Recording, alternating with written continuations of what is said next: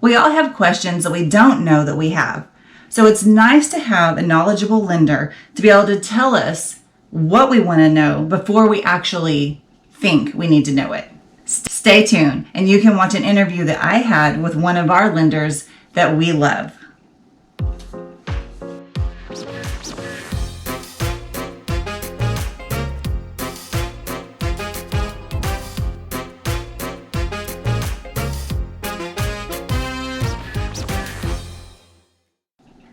If this is your first time here, welcome.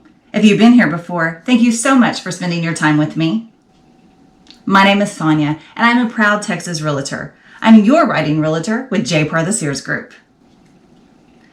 Here on my channel, we have lots of fun talking about Texas, real estate, and motorcycles. Well, my motorcycle, every single Thursday, and I absolutely love having you along for the ride. If you're interested in viewing real estate differently and would like to deal with a knowledgeable yet down-to-earth realtor, give me a call today. Okay, so now we are here with Alicia with AMP Lending, and she's going to discuss with us a few questions that I've had from clients in the past and recently with my daughter-in-law. So one of them being is the calculators. When you go online and look at, home selling calculators, and recently the one is with, I think she was looking at Experian and some of the credit reporting things, and they tell you you can qualify for this much, and then she sends me this snapshot of what it tells her that she can afford, and me knowing what she makes, knowing she can't. But it's an argument that you have a family that if somebody else tells you, you're going to believe sometimes over what a family member will tell you. So that's why we're here with Alicia.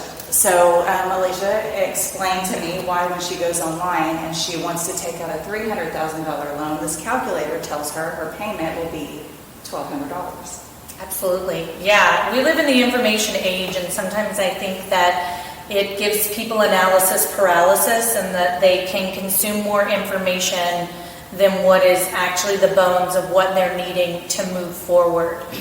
So I feel like this kind of breaks down into three different categories in that, first of all, if you are not speaking with a lender that has a full view of your credit profile, because everyone is different, there is no cookie cutter, you don't actually know what your rate is going to be. And so several things go into that. Your credit scores, how much money you're putting down on the property, and a myriad of factors go into that. And one of the other things that goes into that, which is the next stepping off point, is how much money is actually in your bank account to get closed on this loan. Some people are a little tighter, some people are a little looser. So when you see the rates being shown on your heavy home selling websites, that rates are in the low twos, mid twos, high twos, if you read the fine print on a lot of that, you're actually paying to buy that rate down. So if you don't have the ability in your bank account to get the rates that are being shown on page 1 of the website, you're already coming out of the gate with a wrong number, because if your rate is 3.5 as opposed to 2.5, that can be hundreds of dollars in your monthly payment. That's kind of the easiest part to digest, because we all know that we would need to get our finances run through a lender, and we can get pretty close on that. But the biggest thing that isn't being tied into that is that your monthly payment generally is going to include your homeowner's insurance. So however much that costs you, and again, unfortunately, if you have lower credit scores and flaws on your report, your homeowner's insurance is going to be higher than maybe the person purchasing the same house with a different profile or lower. Property taxes are going to be the biggest thing, because in the Houston and all of the surrounding areas, property taxes vary from 2.3 to 3.8. To dig a little bit deeper, not to give too much information, but that tax rate is off of what the county has appraised the value of the home, not necessarily what you're buying it for.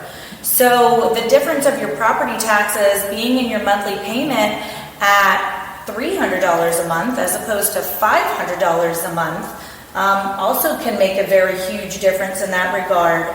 And the other thing that's not being shown on your calculators is mortgage insurance. So unless you're coming to the table with 20% down, which means you're exempt from mortgage insurance, that can be hundreds of dollars.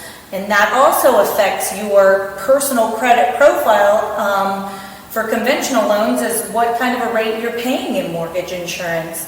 So yes, at the end of the day, if you're using these calculators and you're saying I'm purchasing the home for this dollar amount, and this is the rate, and it's a 30-year loan, yes, you can hold on to that $1,200 because that's simple math. That's division, the algorithm to get that number, but that's just your principal and interest, which is you paying the loan back. It's not including your homeowner's insurance escrowed out monthly, it's not including your property taxes, and it's not including mortgage insurance. So realistically, that $1,200 is more like $1,800 or $2,000.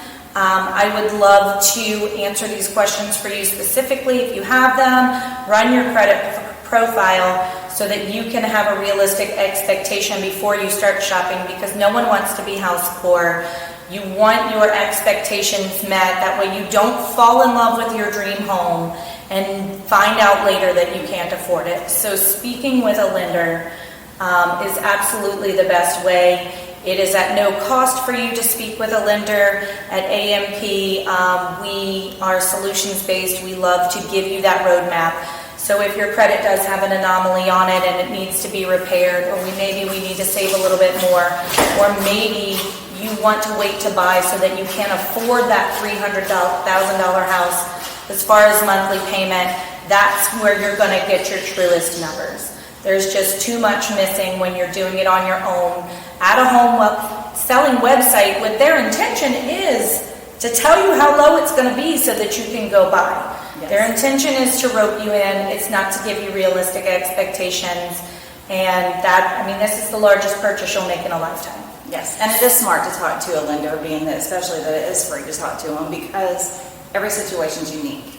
Every person has their own income that's different, and their lifestyles are different, their spending's different, their credit report's different, everything is so different. So it is important, and it's very nice that you have people like Alicia here at AMP that you can come talk to. So get in touch with me, or any of your realtors if you have your own realtor. And yeah, absolutely. No, that's a great point, because what you can afford on paper for mortgage is not necessarily what your bank account can afford.